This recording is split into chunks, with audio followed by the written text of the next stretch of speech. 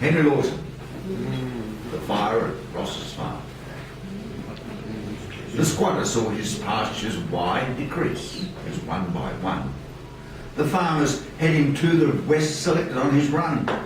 Slakers took the water up and all the black soil around. The best grassland the squatter owned was spoilt by Ross's land. Now many schemes to shift old Ross had racked the squatter's brains, but Sandy had the stubborn blood of Scotland in his veins. He cleared the soil and fenced it in.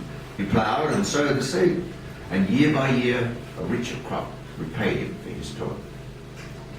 Between the homes for many years the devil left his tracks. The squatter pounded Ross's stock and Sandy pounded Black's. A well upon the lower run was filled with earth and logs, and Black laid baits about the farm to poison Ross's dogs. It was, indeed, a deadly feud of class and creed and race.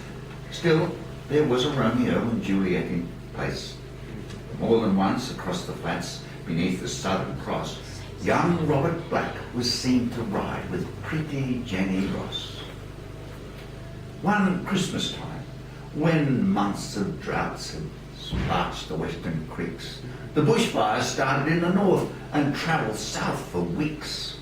At night, along the riverbanks, the scenes were grand and strange.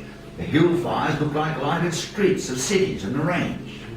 The cattle tracks between the trees became long, dusty aisles, and on a sudden breeze the fire would sweep along for miles. Like sound of distant musketry, it crackled through the brakes, and over the flats of silver grass it hissed like angry snakes. It leapt across the flowing stream and lit the pastures broad.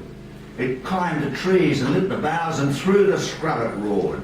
The bees fell stifled in the smoke or perished in their hives, and like the stock, the kangaroos went flying for their lives.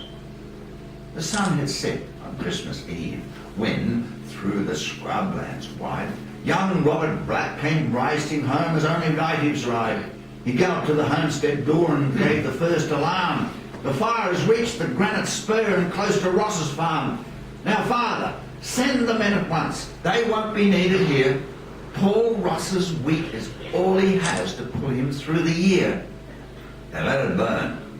The farmer swatted, right? I'd like to see it done. I'd bless the fire if it would take selectors from the run. Go, if you will, the squatter cried. You shall not take the men. Go out and join your precious friends, and don't come here again.